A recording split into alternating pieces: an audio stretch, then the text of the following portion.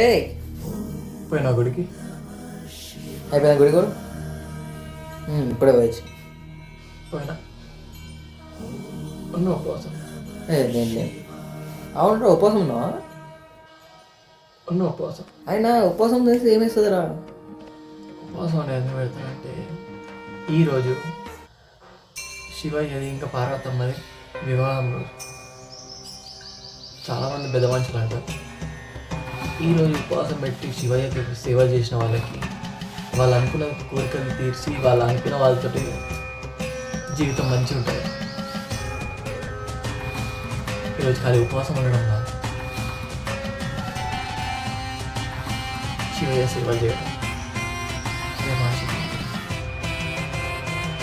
అదే మొదటి ప్రేమ పెళ్లి. ఈసారి అయితే కాలేదు కానీ నెక్స్ట్ ఇయర్ పక్కా నేను చేస్తాను.